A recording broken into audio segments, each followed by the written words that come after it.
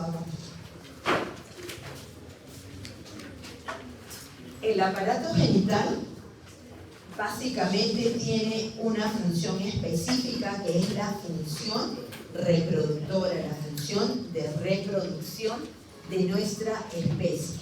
Tiene una relación estrecha con el aparato urinario, ya lo había mencionado al inicio de la disertación de hoy día. Se va a desarrollar a partir del mesodermo intermedio. A cada lado de la aorta primitiva se forma una elevación longitudinal mesodermal llamado reborde urogenital, y específicamente para el aparato genital le vamos a llamar el reborde gonadal o reborde genital. El sexo genético se va a establecer en la fecundación, ya ustedes llevaron genética, pero las gónadas van a presentar sus características sexuales a la 7ª semana del desarrollo. Siguiente. Respecto al desarrollo de las gónadas, los testículos y ovarios van a derivar de 3 fuentes. Una es el mesotelio, el mesénquima y células germinativas primordiales. El mesotelio, que recubre la pared posterior del abdomen, el mesénquima, que es tejido conjuntivo embrionario, y ya hemos mencionado a las células germinativas primordiales. Siguiente.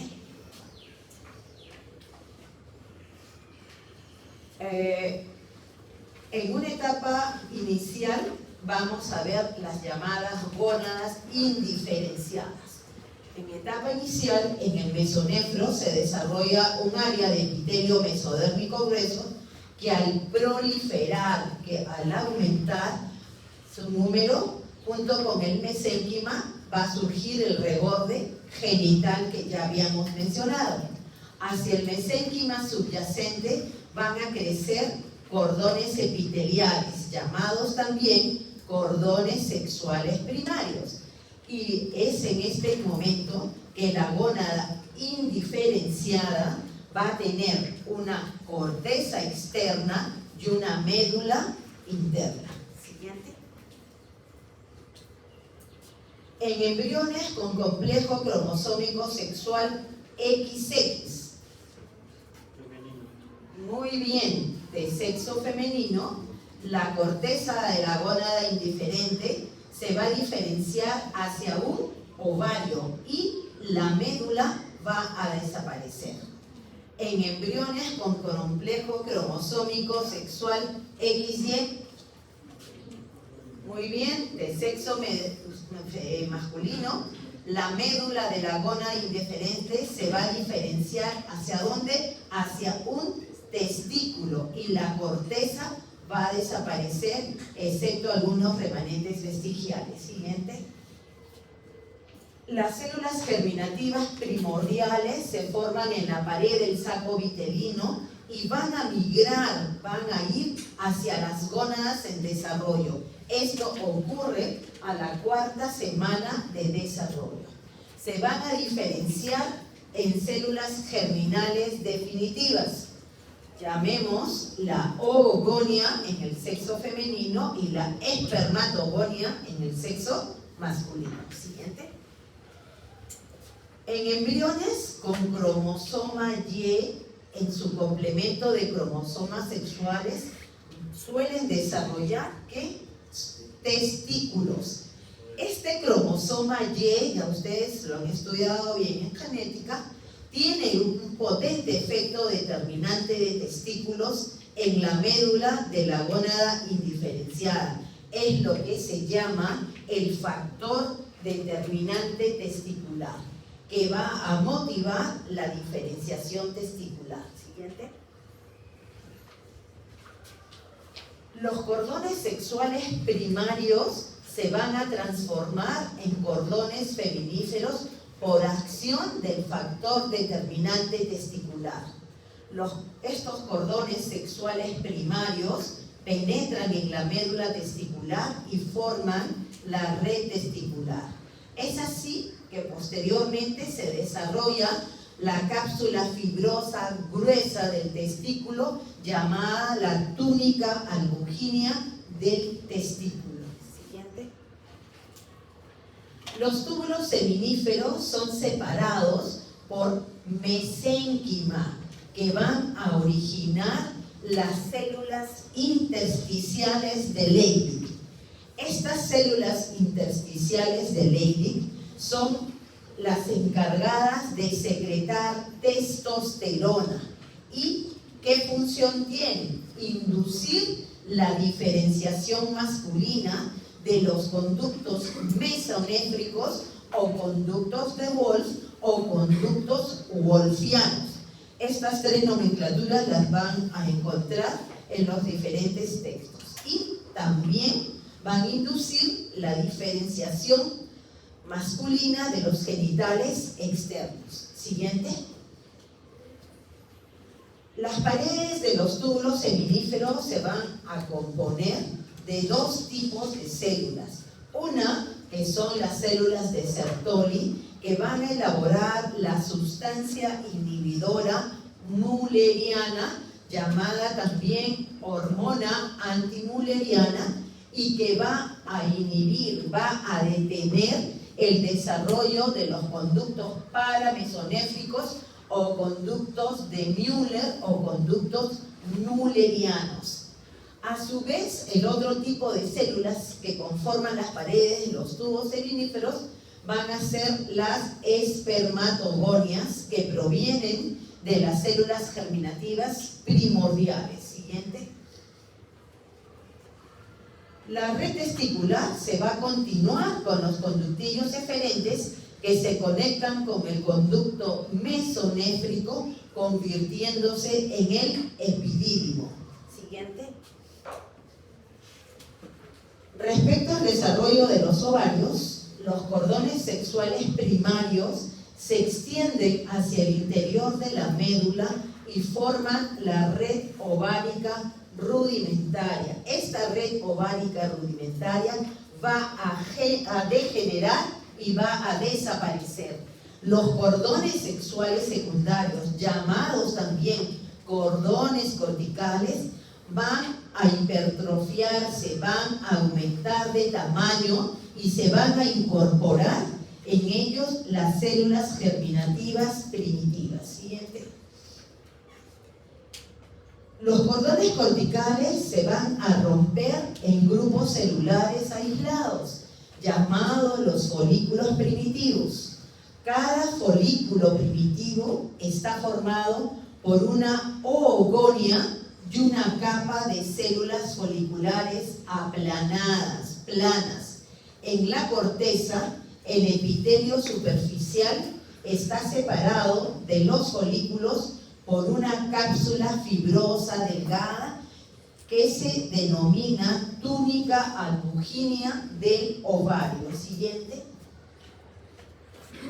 Respecto al desarrollo de los conductos genitales, debemos saber que tanto embriones masculinos como femeninos tienen dos pares de conductos genitales, conductos mesonéfricos o conductos de Wolff o conductos wolffianos, que van a tener una función importante en el desarrollo del aparato genital masculino, mientras que los conductos paramesonéfricos o conductos de Müller o conductos müllerianos tienen una función importante en el desarrollo del aparato reproductor femenino.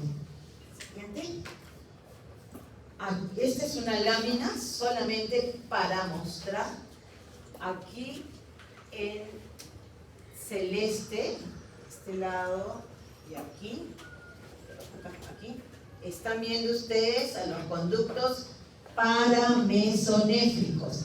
Y aquí en rosado, todo esto, y este de acá, están ustedes viendo a los conductos mesonéfricos. Esto es un embrión de 7 semanas, ¿no?, que muestra los dos pares de conductos genitales que tenemos los humanos. Siguiente.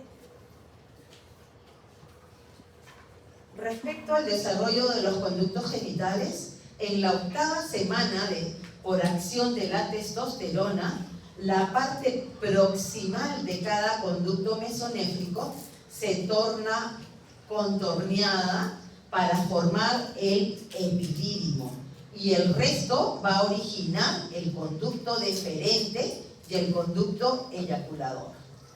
En fetos femeninos, los conductos mesonéfricos van a desaparecer casi por completo. Siguiente. La porción caudal de los conductos paramesonéfricos se van a fusionar, se van a unir para formar el primordio útero-vaginal, que va a producir una elevación. Es lo que conocemos como el tubérculo sinusal o tubérculo mulleriano. Siguiente. En cuanto al desarrollo de los conductos genitales masculinos, ya habíamos comentado que la testosterona va a estimular los conductos mesonéfricos para formar los conductos genitales masculinos. La sustancia inhibidora mulleriana u hormona antimulleriana va a hacer desaparecer los conductos paramesonéfricos o conductos de Müller. Algunos túbulos mesonéfricos se van a transformar en conductillos eferentes que van a desembocar en el conducto mesonéfrico y se va a diferenciar en conducto del epidídimo. Siguiente. Luego, el conducto mesonéfrico adquiere un recubrimiento grueso de músculo liso y se transforma en conducto deferente. Una evaginación lateral del extremo caudal de cada conducto mesonéfrico o conducto de Wolff va a originar a la vesícula seminal. ¿Qué función o para qué sirve la vesícula seminal? Va a dar nutrición a los espermatozoos. La parte del conducto mesonéfrico que media entre la vesícula seminal y la uretra se transforma en conducto eyaculador. Siguiente. En cuanto al desarrollo de la próstata, sabemos que de la uretra prostática van a surgir evaginaciones del endodermo que van a crecer hacia el mesénquima que lo rodea. El epitelio glandular de la próstata se diferencia a partir de las células del endodermo y el mesénquima relacionado para formar el estroma denso y el músculo liso de la próstata. Siguiente.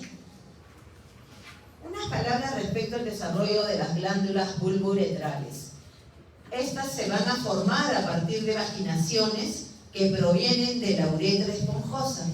Las fibras del músculo liso y el estroma se diferencian a partir del mesénquima vecino o circundante. Las secreciones de estas glándulas bulbouretrales van a contribuir a formar el semen.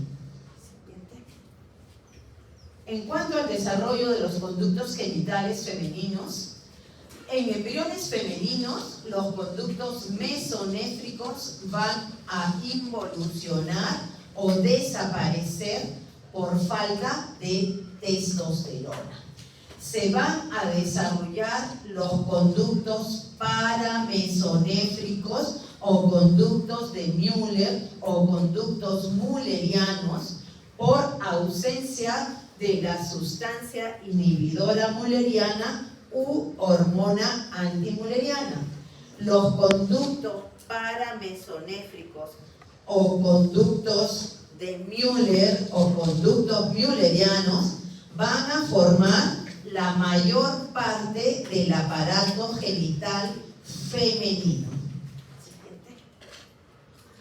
En cuanto al desarrollo de los conductos genitales femeninos, las trompas uterinas, es decir, las trompas de falopio o los llamados también oviductos, se forman a partir de las porciones craneales no fusionadas de los conductos paramesonéfricos o conductos de Müller. Las porciones caudales de los conductos paramesonéfricos o müllerianos se fusionan, se unen para formar el primordio útero-vaginal. Y es este primordio útero-vaginal quien va a dar origen al útero y a la parte superior de la vagina. Siguiente. El estroma endometrial y el miometrio van a derivar del mesénquima esplácnico vecino. La fusión de los conductos paramesonéfricos o conductos de Müller también unen entre sí dos pliegues peritoneales que originan los ligamentos anchos, la bolsa rectouterina y la bolsa vesicouterina. Siguiente. En cuanto al desarrollo de la vagina, el epitelio vaginal deriva del endodermo del seno urogenital. La pared fibromuscular de la vagina se desarrolla del mesénquima esplácnico circundante.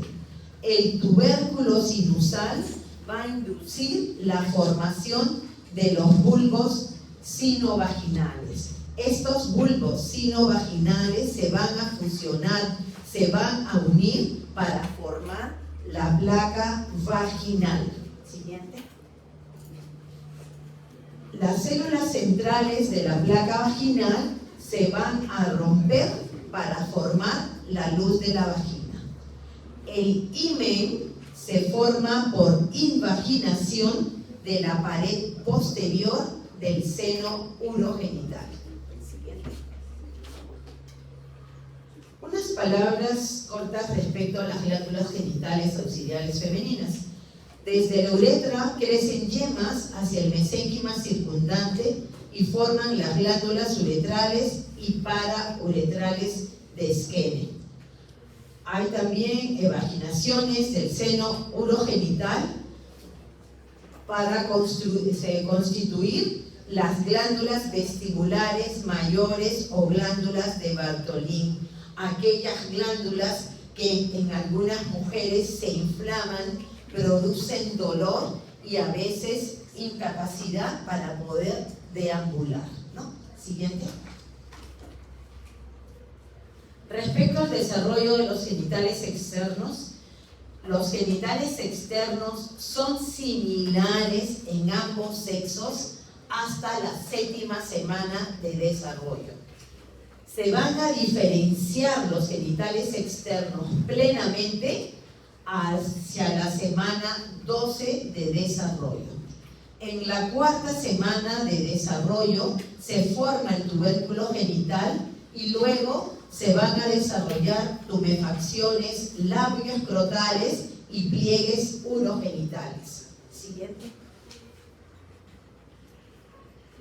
El tubérculo genital se va a alargar, va a crecer para formar el falo. El tabique urorectal se une con la membrana cloacal y esta se va a dividir en membrana anal dorsal y membrana urogenital ventral, que van a romperse y van a formar al ano y el orificio urogenital respectivamente. En fetos femeninos, la uretra y la vagina se abren hacia una cavidad común. ¿Cuál es esta? El vestíbulo vaginal. Siguiente. En cuanto al desarrollo de los genitales externos masculinos, la masculinización de los genitales externos indiferenciados va a estar inducida por la testosterona, que va a ser elaborada por los testículos fetales. A ver, para que no se me duerman. ¿Qué células elaboran la testosterona? Las células intersticiales de Leydig. Muy bien, células intersticiales de Leydig. Es así que el falo crece se va a alargar para transformarse en pene.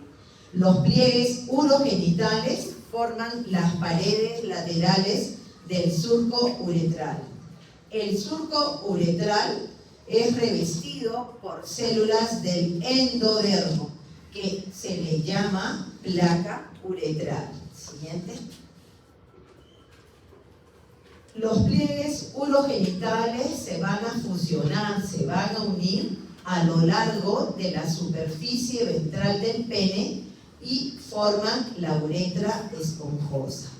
El ectodermo superficial se une o se fusiona en el plano medio del pene para formar el rafe penial. Una invaginación ectodérmica en la punta del glande forma un cordón celular. A esto se le llama la placa glandular o placa uretral, que va a crecer hacia el pene para encontrar a la uretra esponjosa. Siguiente. El ectodermo se invagina en la periferia del glande del pene y al romperse forma el prepucio. Esto ocurre en la semana 12 de desarrollo. Los cuerpos cavernosos y cuerpo esponjoso del pene se desarrollan a partir del mesénquima del falo. Las tumefacciones labio-escrotales se unen, se fusionan para formar el escroto. En cuanto al desarrollo de genitales externos femeninos, en la feminización de los genitales externos indiferentes van a participar los estrógenos, que son elaborados en la placenta y los ovarios fetales. El crecimiento del falo va a detenerse, va a cesar gradualmente y se torna en clítoris, que se va a desarrollar igual que el pene. Los pliegues urogenitales no se van a fusionar, no se van a unir, excepto en la parte posterior en que se unen para formar el frenillo de los labios menores. Siguiente. Las partes no fusionadas de estos pliegues urogenitales van a formar los labios menores. Los pliegues labioescrotales se unen o fusionan en la parte posterior y forman la comisura labial posterior. Y adelante van a formar la comisura labial anterior y el monte del pubis. La mayor parte de los pliegues labioescrotales permanecen sin unirse y forman los labios mayores. Unas palabras respecto a trastornos intersexuales. Se van a clasificar según el aspecto histológico de las gónadas. Es así que pueden haber hermafroditas verdaderos, pseudohermafroditas femeninos y pseudohermafroditas masculinos. Siguiente. En el hermafroditismo verdadero, las personas suelen tener núcleos positivos a cromatina. 70% de ellos tienen una constitución cromosómica 46XX. ¿Qué sexo? Femenino, muy bien. Alrededor del 20% se va a observar mosaicismo, 46XX, 46XY. Un 10% tienen un cromosoma 46XY. Muy bien, masculino. Siguiente. No se comprenden bien las causas del hermafroditismo verdadero. La mayoría de hermafroditas verdaderos se crían como mujeres, pero tienen tejido testicular y ovárico, pero estos suelen ser no funcionales. Resulta de un error en la determinación del sexo. El fenotipo, es decir, las características que nos observables, que nosotros vemos, puede ser masculino o femenino, pero los genitales externos son ambiguos, es decir, uno puede decir si es varón o es mujer. ¿De acuerdo? Siguiente.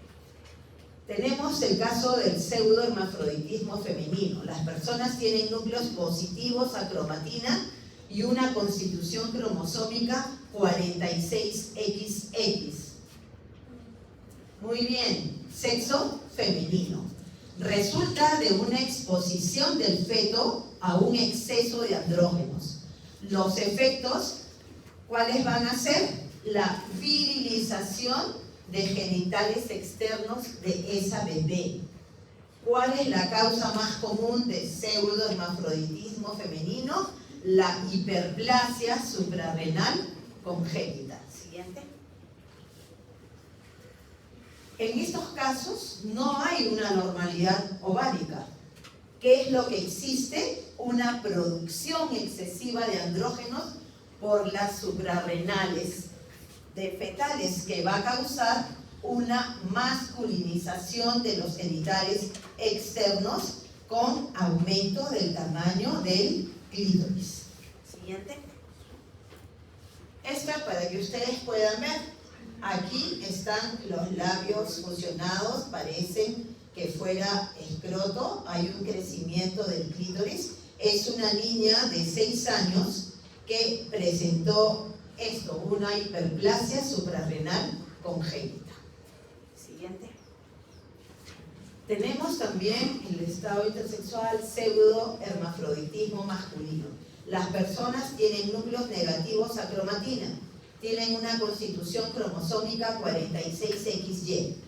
Genitales externos e internos varían según diversos grados de desarrollo de los genitales externos y de los conductos paramesonéfricos. ¿A qué llamamos conductos paramesonéfricos, señorita? Lo he repetido varias veces en la clase de hoy. ¿Cuáles son los conductos paramesonéfricos? ¿Podría decirme? No. ¿No? A ver, usted.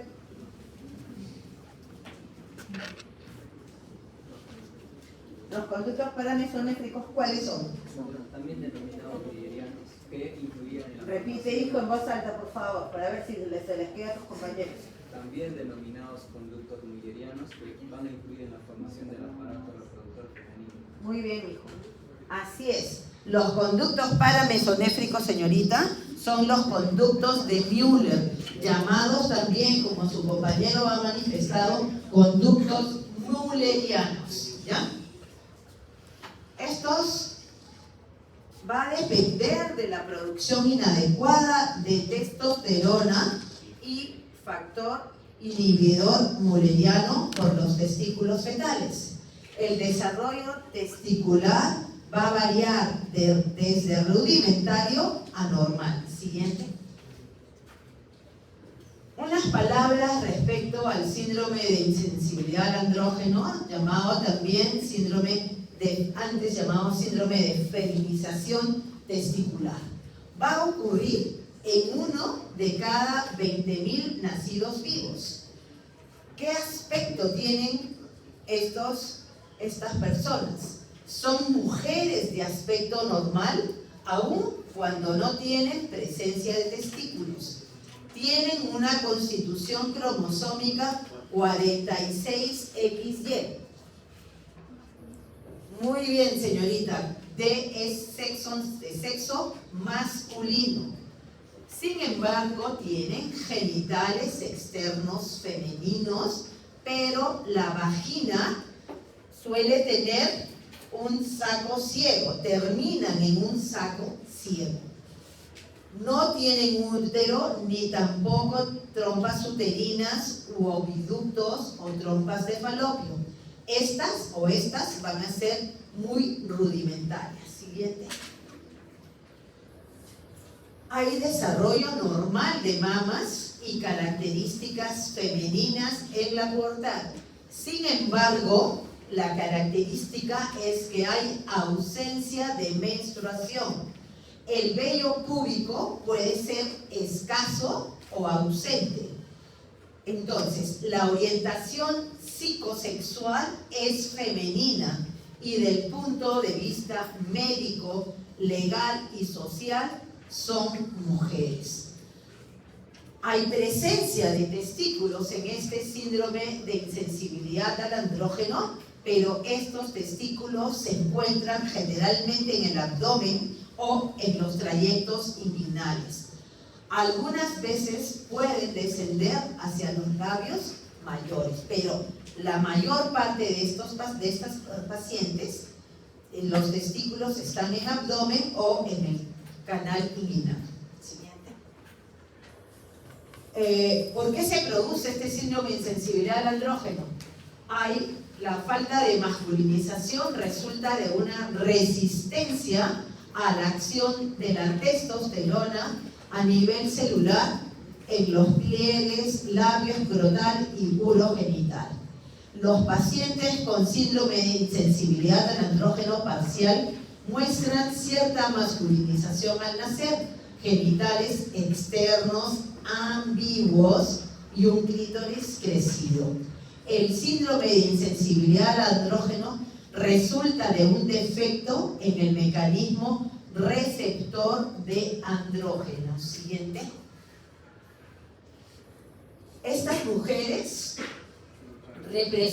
fenotípicamente representan una forma extrema del pseudohermafroditismo masculino, pero no son intersexuales porque por lo general tienen genitales externos normales.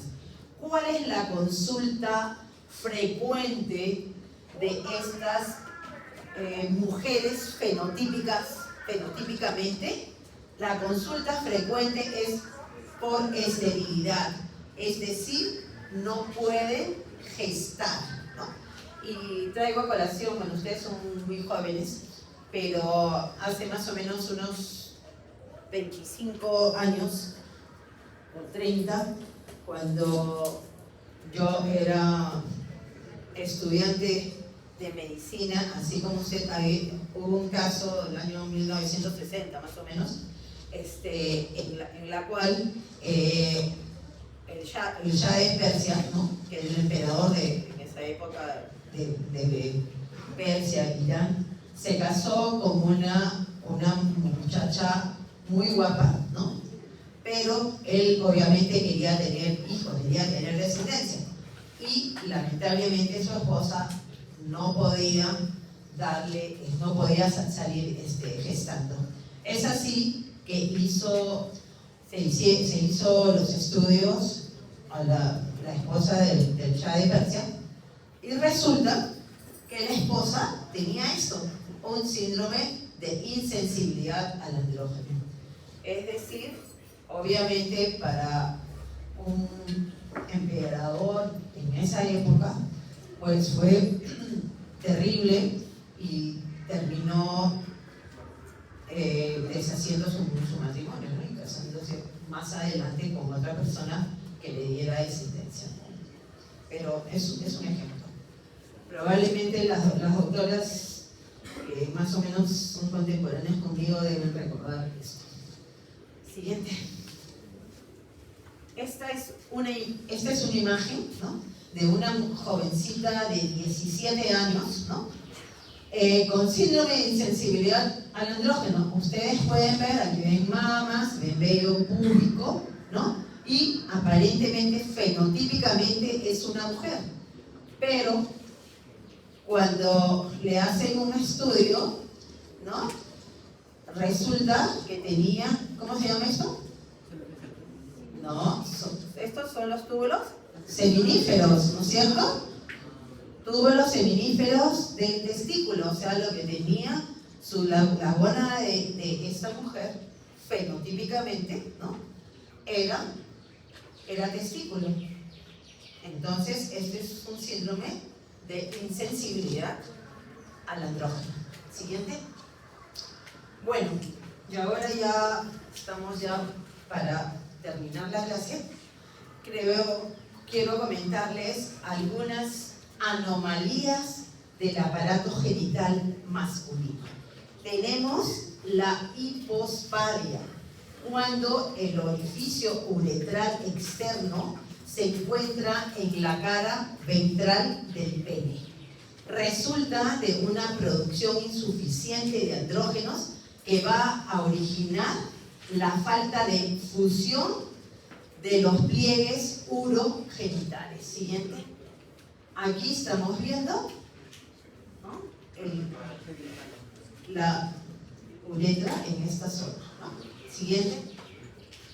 El caso contrario tenemos la epispadia, cuando la uretra se abre en la superficie dorsal del pene. El tubérculo genital se desarrolla de manera más dorsal que en los embriones normales. Siguiente. Aquí están ustedes viendo, esto es lo que se denominó en la uretra, se denomina la epispadia. Siguiente. Bueno, y esta es una patología que probablemente vean ustedes con mayor frecuencia cuando hagan su práctica hospitalaria o en el primer nivel de atención, ¿no? ¿Qué es la criptorquidia? Es la falta de descenso de los testículos a las bolsas escrotales. Puede ser unilateral o puede ser bilateral. ¿Por qué ocurre? Por una deficiencia de la producción de andrógenos por los testículos fetales, ¿no? ¿Cómo determinamos esto? ¿Cómo hacemos un diagnóstico de una criptorquidia? Y aquí ustedes, jovencitos que van a graduarse de médico en unos años, pues tienen que aprender a palpar genitales.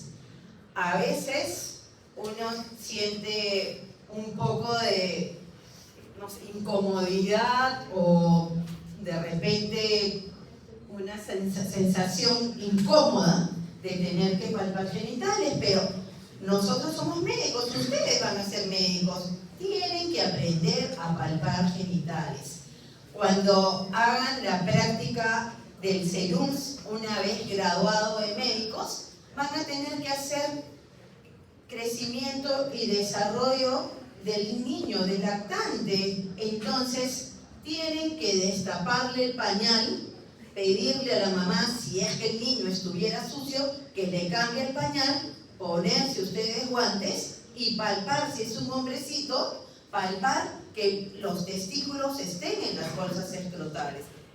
Es la única forma que hacemos el diagnóstico, porque tenemos un tiempo para que esto no le traiga consecuencias funestas o malas para nuestro pequeño paciente, ¿no? Si no examinamos, si no le decimos a la mamá que el testículo no está en la bolsa escrotal, la señora va a decir que somos unos pésimos médicos que no le avisamos. Es mejor hablar con la verdad, siempre. Y esta es una lámina que encontré, ¿no? Aquí, por ejemplo, vean ustedes, el testículo izquierdo está en la bolsa escrotal, pero el testículo derecho está en el canal inguinal. Esta es una lámina que se utiliza, ¿no?, para los residentes de cirugía, ¿no?, pero que me pareció interesante poder ver.